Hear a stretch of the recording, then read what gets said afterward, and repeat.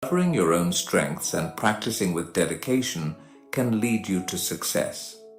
It's a tale that will remind us that we all have unique talents, and with the right mindset, we can excel in anything we set our minds to. Along the way, we'll also learn some new words and how to use them in sentences to improve our English in a fun and simple way. So, stay with us till the end. Once, in a small, peaceful town, there lived a family in a quiet corner of the city. This family had a 12-year-old boy named David, who was in the 6th grade. David was an energetic kid who loved playing outdoors, and his favorite activity was playing soccer. Almost every day, David would head out to the nearby public field, where he honed his soccer skills. One afternoon, after coming home from school, David slumped onto the couch, looking deep in thought. He opened a school book, stared at it for a moment, and then leaned back into the soft cushions with a dissatisfied look on his face. His father, who had just come in from the backyard, noticed this unusual behavior and walked over to his son. Sitting beside David, he asked what was bothering him. David explained that he had received a poor grade in math, but that wasn't what was truly upsetting him.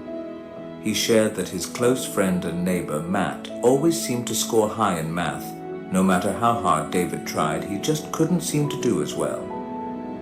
Hearing this, David's father went to get a glass of water to calm his son. Once David had relaxed a bit, his father took him outside to their small backyard garden, which was filled with shady trees and a peaceful atmosphere.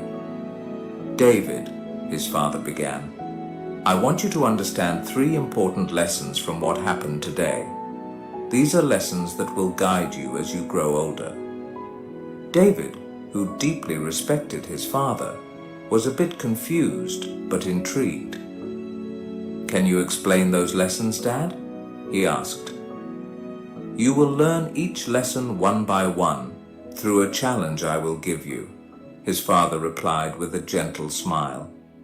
After a brief pause, his father continued, "For the first lesson, I want you to invite Matt to play soccer with you tomorrow." David nodded, eager to find out what lesson his father had in mind. The next morning, the weather was bright and welcoming, and David went to school with his usual excitement.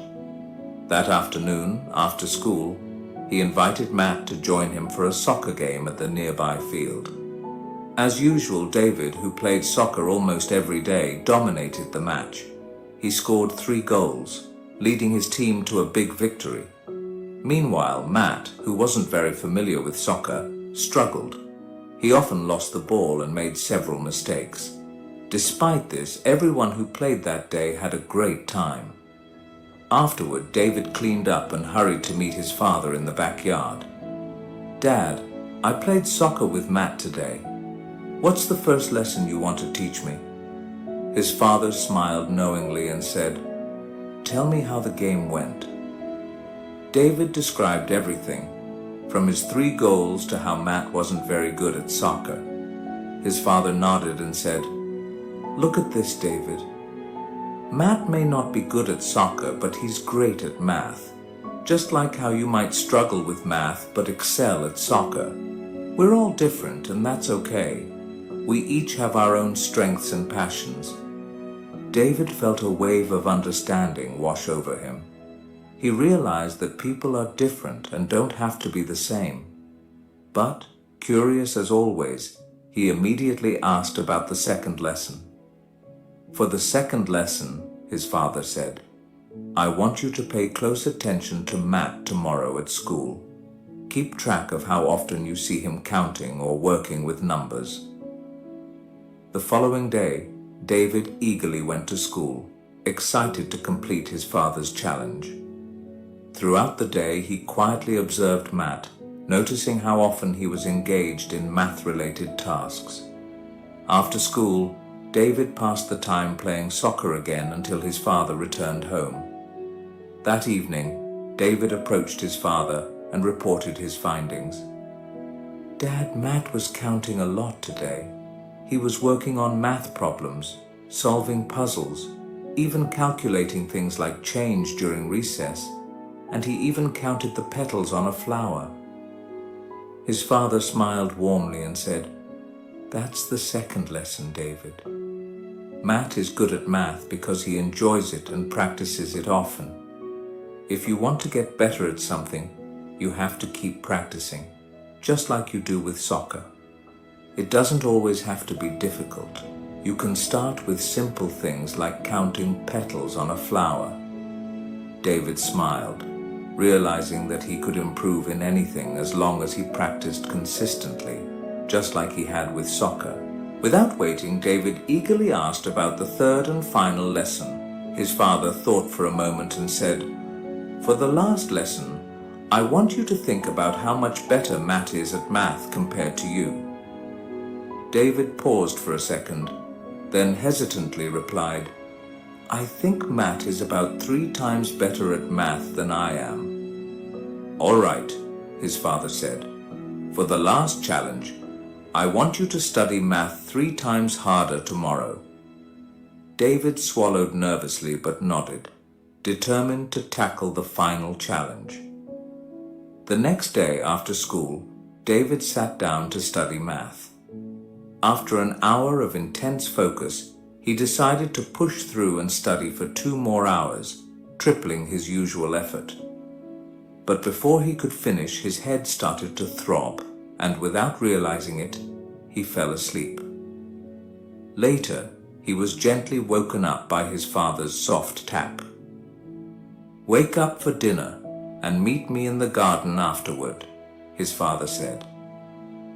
Feeling disappointed in himself, David met his father, his head hung low. "I'm sorry, Dad," David said. "I couldn't complete the challenge. I studied so much that my head hurt, and I ended up falling asleep." His father gently patted David's head and said, "David, this is what happens when you try to master something you don't enjoy. It's hard to stay disciplined and consistent. But when you study something you love, discipline and consistency feel much lighter, just like how you stay dedicated to playing soccer." After a brief silence, his father gave him the final piece of advice. "So, if you want to be smart and become an expert at something, either study what you love or learn to love what you're studying." David, filled with admiration for his father's wisdom, promised to carry these 3 important lessons with him for the rest of his life. Today, we learned new words and sentences through this story. Remember, learning English can be fun when you practice regularly. So keep listening, learning, and growing. Make sure to like, comment, and share how this story helped you improve your English. Thank you for watching, and I'll see you in the next story where we'll continue learning together.